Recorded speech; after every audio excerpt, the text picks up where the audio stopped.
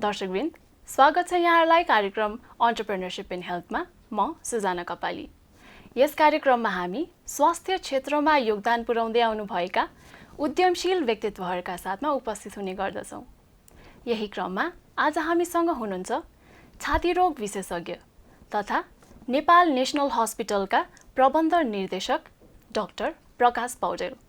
आउनुहोस् उहाँलाई कार्यक्रममा स्वागत गरौँ। डाक्टर, स्वागत छ यहाँलाई कार्यक्रममा। हजुर, धन्यवाद। हजुर, पछिल्लो समय केमा व्यस्त हुनुहुन्छ त? पछिल्लो समय त अब बेसिकल्ली अहिले विश्व नै कोभिडमै छ। हामी पनि अलमोस्ट त्यसकै म्यानेजमेन्ट, रेगुलर काम त हस्पिटल सञ्चालनको प्रक्रिया, आफ्नो डेली चिकित्सकीय एउटा लाइफ छ त्यो बिरामी हेर्ने लगायत अहिले चाहिँ थपिएको भनेको यी कोभिडलाई म्यानेजमेन्टमै अलिकति थोरै व्यस्त भएका छौँ। हजुर, अब एन्टरप्रेन्योरशिपकै कुरा गरौँ हैन। यहाँको अनुसार चाहिँ एउटा सफल हेल्थ एन्टरप्रेन्योरमा हुनुपर्ने गुणहरू चाहिँ के कस्ता हुन्छ जस्तो लाग्छ त? अब यसमा चाहिँ गुणहरू त अब कुनै पनि एन्टरप्रेन्योरशिपमा चाहिँ हुनुपर्ने भनेको एउटा हार्डवर्क र डेडिकेसन नै हो मूलभूत विषय चाहिँ। तर त्यसमा पनि टु एड अपन चाहिँ के म भन्न चाहन्छु भन्दाखेरि सपना देख्नु पऱ्यो। जहिले पनि dreamer, you should be a dreamer. मैले जहिले पनि एउटा ड्रिम बिग, ठुलो सपना देख्न थाल्यो भने त्यसको नजिकै पुग्दाखेरि पनि हामीले सोचेका कुराहरू चाहिँ पुरा भइसकेका हुन्छन्। त्यसैले त्यो भयो। र एउटा सफल एन्टरप्रेन्योर नै आफूलाई म त्यसरी त ठान्दिनँ, म एउटा पाइलो चालिरहेको छु। तर पनि यसमा चाहिँ के हुन्छ भन्दाखेरि सबभन्दा मोस्ट डिफिकल्ट टाइममा चाहिँ कसैले सिचुएसनलाई ह्यान्डल गर्ने र मोस्ट डिफिकल्ट टाइममा चाहिँ आफ्नो एन्टरप्रेन्योरशिप कसरी अगाडि बढाउने त्यो कुरामा व्यक्तिले ध्यान दिन सक्यो भने he or she will be a successful entrepreneur. हजुर, अब जुन यो हाम्रो नेपाल नेसनल यो हस्पिटल छ हैन, यसको मूल आइडिया चाहिँ कसरी स्टार्ट भयो त? What motivated you? हजुर, अब यसमा चाहिँ मेरो चाहिँ बेसिकल्ली कस्तो थियो भन्दाखेरि पहिलेदेखि नै म चाहिँ एउटा आफ्नै कुनै प्रकारको अब भनौँ न जे गरे पनि कुनै स्वास्थ्य संस्था अथवा म आफू चिकित्सक भएको हुनाले चाहिँ म आफू पास भएर आएपछि कहीँ राम्रोसँग ट्रेन्ड भइसकेपछि मलाई पहिलेदेखि नै आफ्नै एउटा एन्टरप्राइज हुनुपर्छ अथवा कुनै हस्पिटल, पोलिक्लिनिक अथवा क्लिनिक, एनिथिङ आफ्नो नै हुनुपर्छ र त्यहाँ चाहिँ काम गर्न, आफ्नो इच्छाअनुसार काम गर्न पाइयोस्। त्यसलाई चाहिँ आफ्नो इच्छा मुताबिक एउटा सिस्टमिक वेमा चाहिँ अगाडि बढाउन पाऊँ भन्ने खालको एउटा मेरो चाहिँ सधैँ चाहना हुने गर्थ्यो। अब त्यही अनुरूप चाहिँ म अब कहिले के गर्ने हुन्छ नि। अब जस्तो बिल गेट्सले भन्नुभएको छ कि 100वटा काम सोचियो भने 79वटा फेल हुँदा बल्ल एउटा सक्सेस भयो भने 79 कुरा चाहिँ हरायो भने जस्तो। अब त्यो धेरै कुराहरू हामीले कहिले के प्लान गरिरहेको हुन्थ्यौँ। तर त्यही अन्तर्गत चाहिँ मलाई म कलङ्कीमाको बासिन्दा हुँ र कलङ्कीमा चाहिँ एउटा राम्रो हस्पिटलको एउटा खाँचो चाहिँ मैले महसुस गरेको थिएँ। किन भन्दाखेरि म आफै पनि अब मेरो परिवार अथवा कसैलाई बिरामी पर्दा अथवा केही हुँदाखेरि चाहिँ कलङ्की क्षेत्रमा चाहिँ त्यस्तो सबै सुविधा सम्पन्न भएको एउटा स्वास्थ्य संस्था नभएको अवस्थामा चाहिँ मलाई पनि टाढा जानुपर्ने अवस्था हुन्थ्यो। त्यो पनि मेरो ब्याकअप माइन्डमा थियो।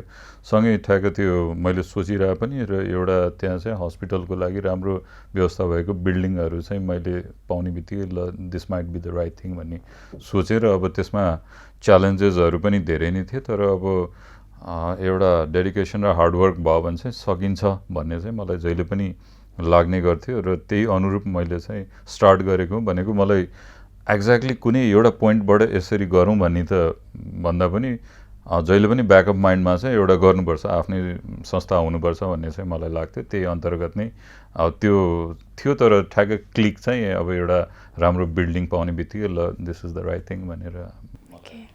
सो हजुरको अब स्टार्ट गरेदेखि अहिलेसम्मको यहाँको यात्रा चाहिँ कस्तो रह्यो त? यात्रा सुखद पनि छ, गाह्रो पनि भयो, धेरै नै कठिन पनि भयो। चुनौतीहरू यति धेरै आए। अब चुनौतीको त सागर पहाड नै क्रस गरे जस्तो पनि मलाई लाग्छ। पहिलो 1 वर्षदेखि 2 वर्ष चाहिँ अत्यन्त गाह्रो भएको थियो हामीलाई। भनेको अब यङ भनौँ न, आफू भर्खर पास गरेर मैले मास्टर्स पास गरेपछि 2 वर्ष एउटा विभिन्न संस्थाहरूमा काम गरेको अनुभव थियो। तर कुनै संस्था चलाएको मसँग अनुभव त थिएन। मैले संस्थाको रूपमा आफ्नो प्राइभेट क्लिनिक पनि मैले चलाएको थिइनँ। तर मैले एकैचोटि हस्पिटल नै प्लान गरेँ। त्यसमा गर्दाखेरि चुनौतीहरू धेरै आए। अब जस्तो भनौँ न त्यो व्यक्तिहरू चाहिँ कुनै पनि संस्था सुचारू हुन सहज रूपमा चल्न नदिनको लागि लाग्ने पक्षहरू पनि धेरै हुँदो रहेछन्। त्यसै गरी अब सरकारी हर्डलहरू स्वीकृति लिनदेखि लिएर यस्तामा चाहिँ सरकारी हर्डलहरू अब भनौँ न यस्तो अन्टरप्रेनरसिपलाई चाहिँ प्रोत्साहन होइन दुरुत्साहन गर्ने खालको वातावरण पनि मैले पाएँ। यी सबैहरू चुनौतीहरूलाई पार गर्दै अगाडि बढ्दा अहिले हामी लगभग 3 वर्ष पनि कम्प्लिट गरेर 3.5 वर्षको अन्तरालमा आइपुगेका छौँ र अहिले चाहिँ हामीले लगभग एक हिसाबले अब नेपाल नेसनल हस्पिटल चाहिँ एउटा एस्टाब्लिस नाम यो 3 वर्षको अन्तरालमा बनाउन सफल भएका छौँ। अझै प्रयत्नरत छौँ, यतिले पुग्दैन, तर जस्ट 3 इयर्समा हार्डवर्क अहिले चाहिँ बिस्तारै it has started to pay off. अब कुनै पनि उद्यम सफल हुन त एकजनाले मात्र गरेर भएन होइन, you need a team. So त्यो टिम बिल्डिङ चाहिँ कसरी गर्नुभयो त यहाँले?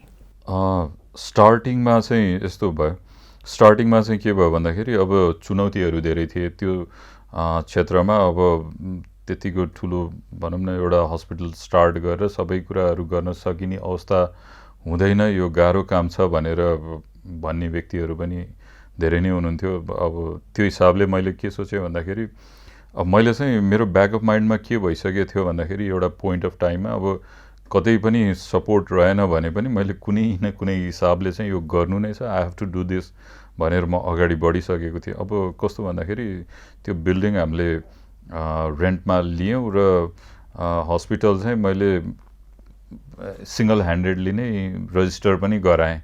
अनि त्यसपछि बिस्तारै मान्छेहरू आउन थाल्नुभयो बिस्तारै। अब मैले पनि त्यही टाइममा अब एक्लै त सधैँ कुरा सम्भव हुँदैन, त्यसै कारण अब मेरो विभिन्न साथीहरू कलिगहरू जोसँग अब मोस्टली त त्यसमा यङ टिम नै हुनुहुन्छ भनेको अब मेरा कलिगहरू, मेरा इमिडिएट सिनियरहरू अथवा जुनियरहरू यस्तो व्यक्तिहरूलाई चाहिँ ल I am going to do this, मिलेर जाउँ अगाडि बढौँ भन्ने खालको हामीले गर्दा गर्दै अब धेरै मान्छेहरू पनि बिस्तारै ओके भनेको बिल्डअप हुँदै जाँदाखेरि मान्छेहरू पनि त्यसमा इन्ट्रेस्ट देखाउँदै जानुभयो र हामीले मान्छेहरू एड गर्दै गयौँ। मोस्टली अब यङ टिम नै छ। सो सबैजना इनर्जेटिक डाइनामिक हुनुहुन्छ, हार्डवर्क गर्नुहुन्छ, राति दिउँसो कुनै टाइम पनि नभनिकन हामीले चाहिँ सर्भिसमा चाहिँ बढी फोकस ओरिएन्ट गर्न खोजेका छौँ। त्यही अन्तर्गत जस राम्रो टिम बनेको छ, अहिले अझ टिम बिल्ड भइरहेको छ, ग्रो भइरहेको छ, डक्टर नर्सेस पनि अहिले एकदमै धेरै ग्रो भइरहेको छ। त्यो हिसाबले चाहिँ हामी ऱ्यापिडली ग्रो नै गरिरहेछौँ। अघि च्यालेन्जेसहरू पनि भन्नुभयो, धेरै हर्डल्स आयो भनेर, त्यसमध्ये एउटा मेन भनेको चाहिँ हजुरलाई केले चाहिँ छेक्यो जस्तो लाग्छ त्यो हर्डल? त्यसमा चाहिँ मेन हर्डल भनेको चाहिँ सबभन्दा ठुलो चुनौती भनेको चाहिँ सम्पूर्ण यो सरकारी संयन्त्रसँग कोअर्डिनेट गरेर एउटा भनौँ न एउटा टिमले अब हस्पिटल स्टार्ट गर्न गइरहेछ भनेपछि अब जुन प्रकारको एउटा सल्लाह सहयोग सुझाव हुन्छ भन्ने मेरो अपेक्षा थियो त्यो अलि हुँदो रहेछ। अनि सँगसँगै मलाई चाहिँ मोस्टली हर्डल चाहिँ यो सरकारी तौरबाट चाहिँ अलिकति यो सिस्टमहरू मिलाउनको लागि हुन त अब त्यसलाई हर्डल पनि नभनौँ, अब जुनसुकै संस्था दर्ता गर्दाखेरि पनि त्यसका धेरै लामो प्रक्रियाहरू हुन्छन्, तर त्यो प्रक्रिया चाहिँ अब त्यो स्टार्ट नगर्दासम्म चाहिँ हुन्छ, फटाफट हुन्छ सजिलै, अथवा त्यो खालको मानसिकता पनि हाम्रो भएको हुनसक्छ। त्यो कुराहरू चाहिँ अत्यन्त चुनौतीको रूपमा भयो, तर बिस्तारै यिनीहरू चाहिँ समाधान हुँदै गए। हजुर, अब यो 3-3.5 वर्ष भन्नुभयो होइन, अहिलेसम्ममा काम गर्दै जाँदा हजुरको अब फर्स्ट पहिला सुरु भएदेखि अहिलेसम्ममा चाहिँ एनएनएचमा कति डिफ्रेन्स छ त, कति चेन्जेस आएको छ त? एनएनएचमा अहिले डे 1 देखि अहिले 3.5 वर्षको अन्तरालमा चाहिँ धेरै नै चेन्ज आएको छ, आमूल परिवर्तन नै म भन्छु एक हिसाबले। भनेको हामीले सुरुमा स्टार्ट गरेको सर्भिसहरूमा चाहिँ अहिले लगभग हामीले डबल नै गरिसकेका छौँ सर्भिसहरू। जस्तो अब हामीले रिसेन्टली भनौँ न आइभिएफ सेन्टर, यो टेस्टी बेबीको लागि त्यो पनि स्टार्ट गरेका छौँ। त्यसै गरी अब बाथरुम केन्द्रको एउटा सेन्टर पनि त्यहाँ स्टार्ट गरेका छौँ। हामी क्रिटिकल केयरमा चाहिँ एकदम स्पेसलाइज संस्थाको रूपमा अगाडि बढिरहेका छौँ।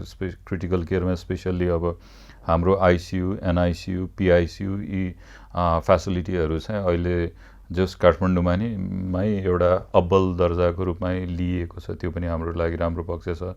अब त्यसै गरी हाम्रो चाहिँ सर्जरीमा लगभग नेपाल नेसनल हस्पिटलमा चाहिँ दूरबीनबाट गर्ने शल्यक्रियादेखि लिएर सम्पूर्ण टाउकोको शल्यक्रियाहरू, स्पाइनको ठुला ठुला अपरेसन, त्यसै गरी बच्चाको सर्जरिजहरू भनेको धेरै नै सर्भिसहरू पनि एड गरेका छौँ। सँगसँगै अब हामीले दिने सुविधाहरू सुरुमा अब हामी पनि सिक्ने क्रममा थियौँ। भनेको अब भनौँ न जसले फेसिलिटी लिन आउनुहुन्छ उहाँहरूलाई चाहिँ कस्तो सुविधा चाहनुहुन्छ भन्ने कुरा पनि हामीलाई त्यति अझ जानकारी भइसकेका थिएन। त्यो कुराहरू अब बुझ्दै जाँदाखेरि हामी चाहिँ मोर ओभर सर्भिसमै फोकस भएका छौँ। भनेको अहिले प्लस बिरामीको फ्लोको हिसाबले गर्दाखेरि पनि हामी धेरै नै अगाडि बढिसकेका छौँ र अब भनौँ न काठमाडौँको एउटा अग्रणी स्वास्थ्य संस्थाको रूपमा हामीलाई चिनाउने जुन हाम्रो लक्ष्य छ त्यसमा पनि हामी राम्रै डिरेक्सनमा अगाडि बढेका छौँ जस्तो लाग्छ। यो त आम जनताले भन्ने कुरा हो, त्यही पनि अब कतिपय अवस्थामा चाहिँ सिनियर अग्रजहरूको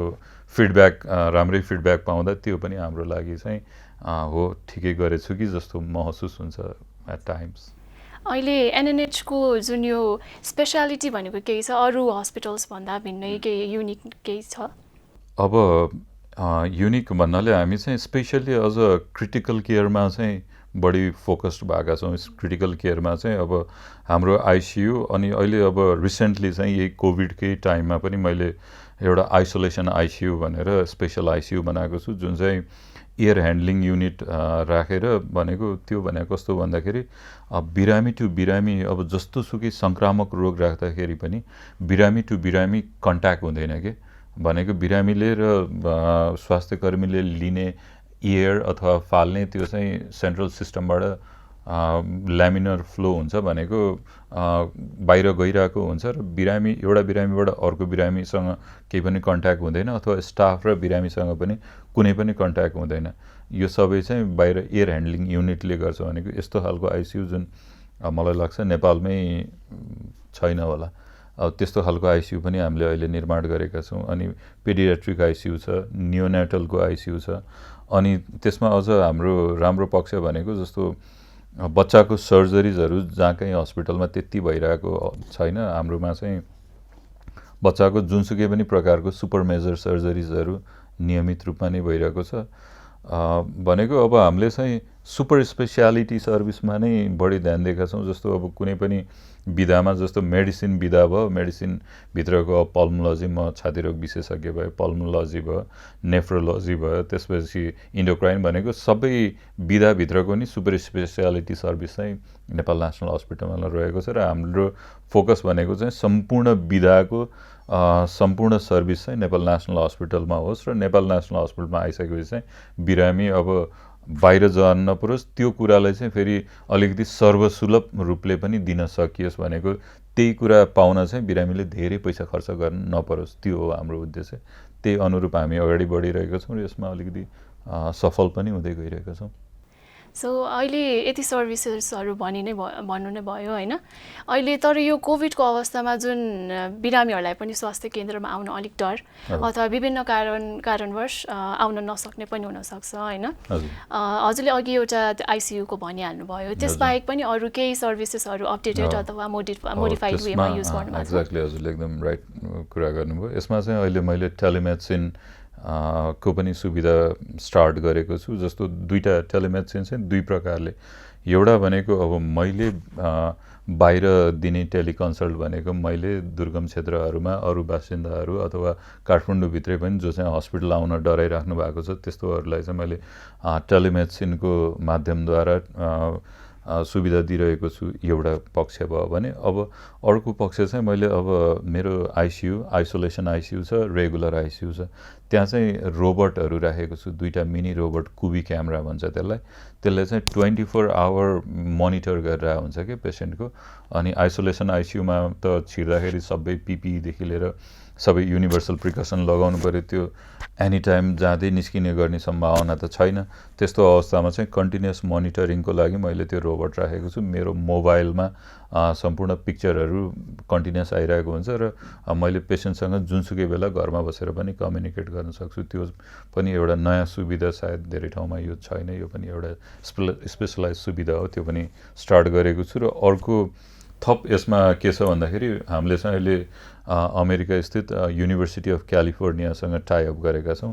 अनि अमेरिकाको 8 देखि 10 जना प्राध्यापकहरूको समूहले चाहिँ हाम्रो आइसियुलाई 24 आवर ब्याकअप दिनुभएको छ। हाम्रो चाहिँ हटलाइन सर्भिस छ। हटलाइनबाट दुईवटा कुरा, हटलाइनमा पनि एउटा नेसनल हटलाइन छ 1147 भने, त्यहाँबाट कुनै पनि बिरामीले जस्तो सुकै सुविधा पनि डिरेक्टली कल लिन सकिन्छ, एउटा भयो भनेको। अनि अमेरिकामा पनि हाम्रो यहाँको आइसियुको ब्याकअपको लागि हटलाइन सुविधा उनीहरूले प्रदान गरेको छ। कुनै पनि केस जस्तोसुकै अवस्थामा जुनै पनि सुपर स्पेसियालिटीको सर्भिसको लागि हामीले हटलाइन थ्रु त्यहाँको पनि विशेषज्ञ सुविधा पाउने गरेका छौँ। यो पनि सायद एउटा स्पेसलाइज नै हुनसक्छ, त्यो पनि सुविधा भनेको छ। भनेको नेपाल नेसनल हस्पिटलको आइसियु चाहिँ directly backed up with university of California, त्यो पनि अहिले स्टार्ट गरेका छौँ। यस्तो यस्तो सुविधा चाहिँ हामीले दिन प्रतिदिन बढाइ नै रहेका छौँ।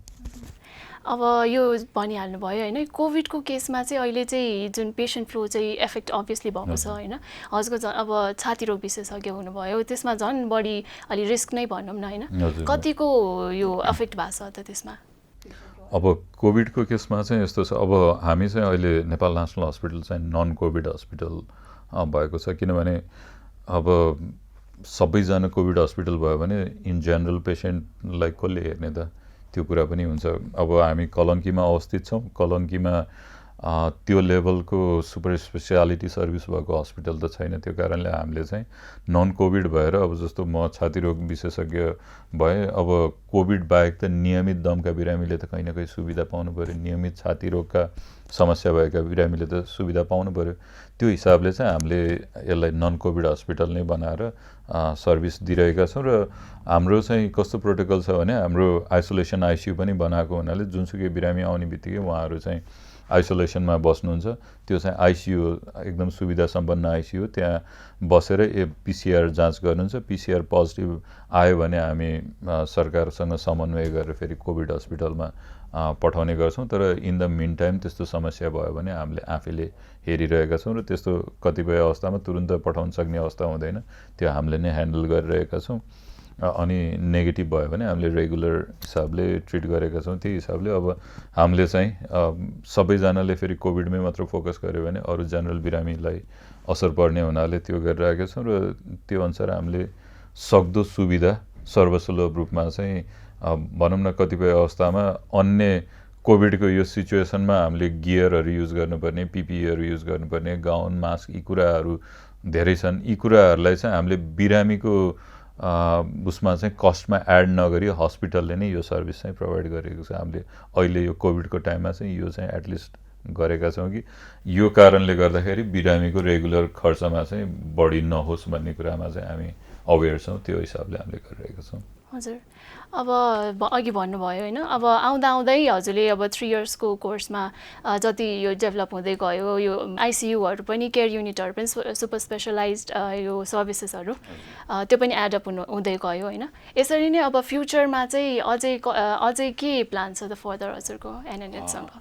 हाम्रो अब फ्युचरमा प्लान त हाम्रो भनौँ न, एउटा अझै सुपर स्पेसियालिटी सेन्टर भनेको अझै सर्भिसहरू कतिपय पुगेका छैनन्। जस्तो अब हामीले सिटी स्क्यान र एमआरआई अब यो इयरमा राख्ने प्लान गरेका छौँ। त्यसै गरी हाम्रो ल्याबलाई एउटा विशिष्टकृत ल्याब बनाउने प्लान अनुरूप अहिले चाहिँ हामीले ल्याबलाई बढाउन लागेका छौँ। किनभने कलङ्की क्षेत्रमा चाहिँ राम्रो खालको ल्याब जहाँ चाहिँ रिपोर्ट चाहिँ पूर्ण रूपमा रिलायबल गर्न सकियोस्, त्यस्तो नभएको अवस्थामा अहिले ल्याबलाई हामीले परिमार्जन गर्न गइरहेका छौँ। यो महिना हामीले त्यो गर्दैछौँ। त्यसै गरी सिटी स्क्यान एमआरआई पनि राखेपछि हामीले चाहिँ मेजरली अर्को एउटा थप्न भनेको ट्रमालाई चाहिँ, किनभने हामी चाहिँ हाइवेबाट इन्टर गर्दाखेरि हामी सुपर स्पेसलाइज फर्स्ट हस्पिटल हो। त्यो कारणले गर्दाखेरि ट्रमालाई पनि अलिकति बढी फोकस गर्ने हामीले प्लान गरेका छौँ र अब हाम्रो अल्टिमेट गोल भनेको 10 इयर्स गोल भन्नुभयो भने चाहिँ एउटा टिचिङ इन्स्टिच्युट नै मेरो सोचमा हो। अब त्यो त भविष्यले कति गर्न सकेला त्यो देखाउला, तर हामी चाहिँ वी इन्डियाभर टु रिच देयर। सो एउटा एकदम इन्ट्रेस्टिङ क्वेसन आयो होइन, इन केस होइन अब टाइम ट्राभल गर्न मिल्ने भएको भए तपाईँ अब पछाडि समयमा पछि गएर केही मिस्टेकहरू चेन्ज गर्न चाहनुहुन्छ यो स्टार्टिङ डेजतिर? त्यसमा मिस्टेकहरूमा चाहिँ कस्तो भन्दाखेरि सुरुको अब हुन त सबै प्लान मुताबिक त हुँदैन। अब सुरुमा एउटा हामीले एउटा अझ टिम जुन एउटा डेभलप गरेका थियौँ, त्यो टिम 100% फेरि हस्पिटल इस्टाब्लिस हुँदाखेरि त्यही टिम क्यारी हुन सकेन कि। म चाहन्थेँ त्यो टिमले नै अगाडि बढिदियोस् भन्ने मेरो चाहना थियो, तर कतिपय अवस्थामा सबै आफूले चाहेको अनुरूप हुन्थेन। त्यो टिम ब्याक भएर अब त्यही टिमलाई अझ गर्न सकेको भए जुन मेरो स्टार्टिङ प्लान थियो त्यो एउटा पार्ट चाहिँ म करेक्ट गर्न चाहन्थेँ यदि पोसिबल छ भने। अरू त अब कतिपय कुराहरू चाहिँ अब आफू पनि स्टार्टिङ भएको फर्स्ट इन्स्टिच्युट, अब सिधै हस्पिटल गऱ्यो, धेरै कुराहरू काम गर्दै सिकेँ क्या मैले। अब त्यो हुँदाखेरि चाहिँ के हुनसक्थ्यो भन्दाखेरि बरु 1-2 वर्ष त्यो अलिकति ट्रेन्ड भएर अनि आफ्नो त्यो गरेको भए अझ त्यो बिचमा आउने समस्याहरू चाहिँ आउँदैन थियो होला मेबी। सो त्यही नै हो। तर जुनै पनि इन्स्टिच्युट नयाँ इन्स्टिच्युट गर्दाखेरि त केही समय गाह्रो हुने त स्वाभाविक नै हो। त्यही। हजुर, अब जुन यो सोधिहालौँ होइन, अब हजुरको यो हस्पिटल नै सिधै स्टार्ट गर्नु भएको छ होइन, यो नेपालको अहिलेको यो कन्डिसनमा चाहिँ कतिको अपर्च्युनिटी छ, कतिको यो अवसर कतिको छ हेल्थ यो के भन्छ हस्पिटलहरूमा इन्भेस्ट गर्नलाई चाहिँ? छ अवश्य नै, एकदम राम्रो। किनभने अब हाम्रो चाहना चाहिँ हाम्रो हस्पिटलको हाम्रो टिमको चाहना के हो भन्दाखेरि अब मिडल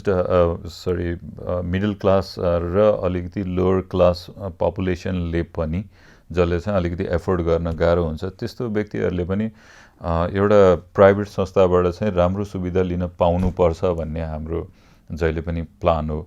अब किनभने कस्तो अवस्था हुन्छ भन्दाखेरि अलिकति निम्नवर्गीय व्यक्तिहरूले चाहिँ सरकारी हस्पिटलमै जानुपर्ने, त्यहाँ अब कतिपय अवस्थामा सरकारी हस्पिटल भनेर मैले त्यो भन्न खोजेको त होइन, तर अब अलिकति स्पेसलाइज्ड कन्सल्ट्यान्ट सर्भिसहरू चाहिँ चाहे मुताबिक नपाउने त्यो कुराहरू चाहिँ भइरहेको छ। अब अहिले पनि हजुरले अब अन्य हस्पिटलको तुलनामा एनएनएचको प्राइस लिस्टहरूदेखि लिएर सर्भिसमा लागेका खर्चहरू हेर्नुभयो भने हजुरले डिफ्रेन्स देख्न सक्नुहुन्छ।